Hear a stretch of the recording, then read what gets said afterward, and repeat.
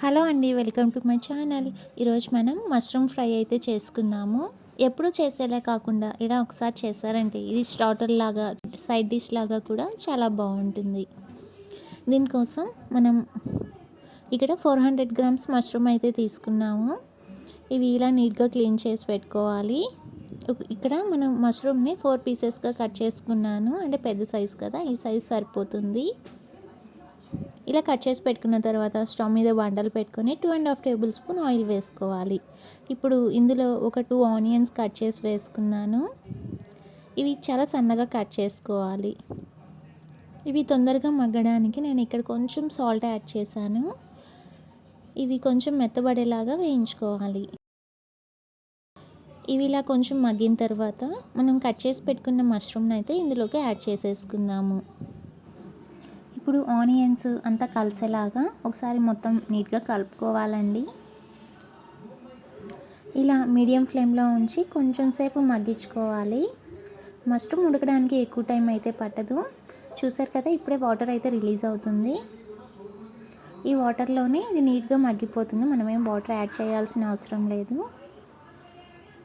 ఇప్పుడు కొంచెం అయితే సాల్ట్ యాడ్ చేసుకున్నాము. ఆల్రెడీ ఆనియన్లో కొంచెం సాల్ట్ యాడ్ చేసాం కదా, మనం చూసుకొని యాడ్ చేసుకోవాలి.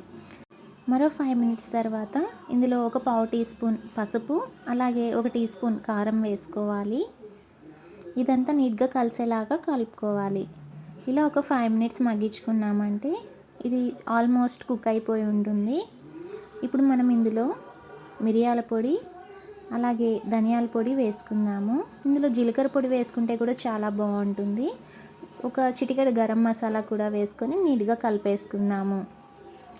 ఇది స్పైసీగా చాలా బాగుంటుంది.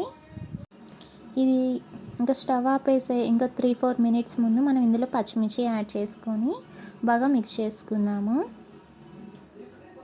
ఒక 3 మినిట్స్ అయిపోయిన తర్వాత స్టవ్ ఆపేసుకోవాలి. లాస్ట్లో కొత్తిమీర వేసి నీట్గా కలుపుకొని సర్వింగ్ బౌల్లోకి సర్వ్ చేసుకోవాలి. అంతేనండి, టేస్టీగా డెలిషియస్గా ఉండే మష్రూమ్ ఫ్రై అయితే రెడీ అయిపోయింది. ఎప్పుడు చేసేలాగా కాకుండా ఏదైనా స్పెషల్ డేస్లో ఇలా ట్రై చేయండి. స్టార్టర్లా కానీ సైడ్ డిష్లా కానీ చాలా బాగుంటుంది. ఈ వీడియో మీకు నచ్చినట్లయితే లైక్ చేయండి, షేర్ చేయండి, మా ఛానల్ సబ్స్క్రైబ్ చేసుకోండి. Thank you for watching.